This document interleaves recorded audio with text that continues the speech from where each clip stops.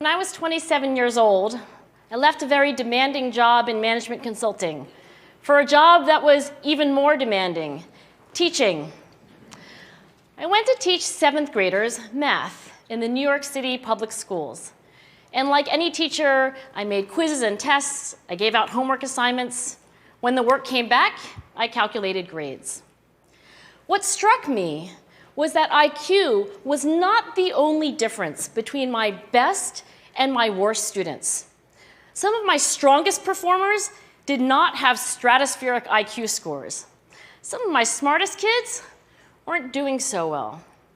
And that got me thinking. The kinds of things you need to learn in 7th grade math, sure, they're hard. Ratios, decimals, the area of a parallelogram. But these concepts are not impossible. And I was firmly convinced that every one of my students could learn the material if they worked hard and long enough. After several more years of teaching, I came to the conclusion that what we need in education is a much better understanding of students and learning from a motivational perspective, from a psychological perspective.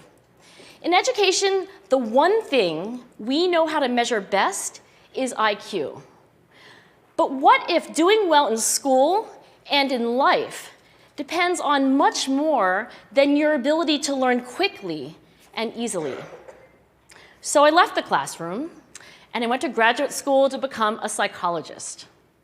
I started studying kids and adults in all kinds of super challenging settings. And in every study, my question was, who is successful here and why? My research team and I went to West Point Military Academy. We tried to predict which cadets would stay in military training and which would drop out.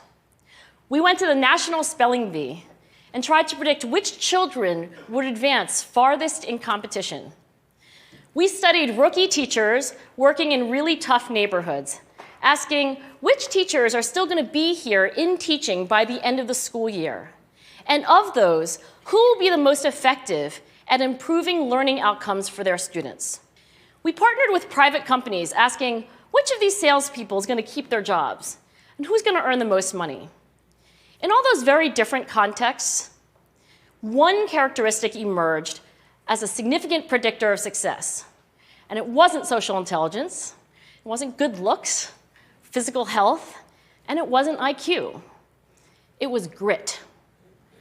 Grit is passion and perseverance for very long-term goals. Grit is having stamina. Grit is sticking with your future, day in, day out, not just for the week, not just for the month, but for years, and working really hard to make that future a reality.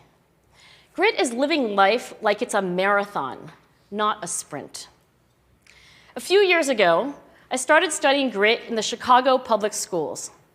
I asked thousands of high school juniors to take grit questionnaires, and then waited around more than a year to see who would graduate.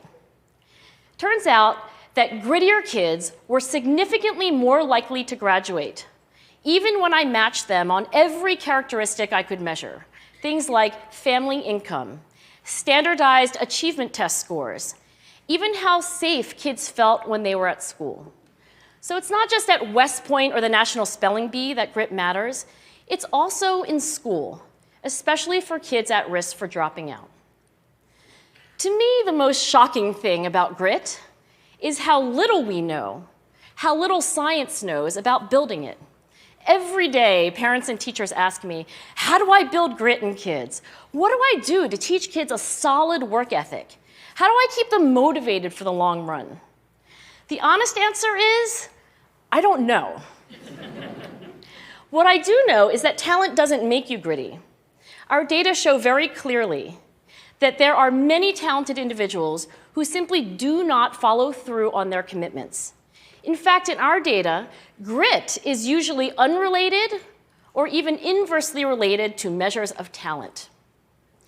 So far, the best idea I've heard about building grit in kids is something called growth mindset. This is an idea developed at Stanford University by Carol Dweck, and it is the belief that the ability to learn is not fixed, that it can change with your effort. Dr. Dweck has shown that when kids read and learn about the brain and how it changes and grows in response to challenge, they're much more likely to persevere when they fail because they don't believe that failure is a permanent condition. So growth mindset is a great idea for building grit, but we need more. And that's where I'm going to end my remarks, because that's where we are. That's the work that stands before us. We need to take our best ideas, our strongest intuitions, and we need to test them. We need to measure whether we've been successful, and we have to be willing to fail, to be wrong, to start over again with lessons learned. In other words, we need to be gritty about getting our kids grittier. Thank you.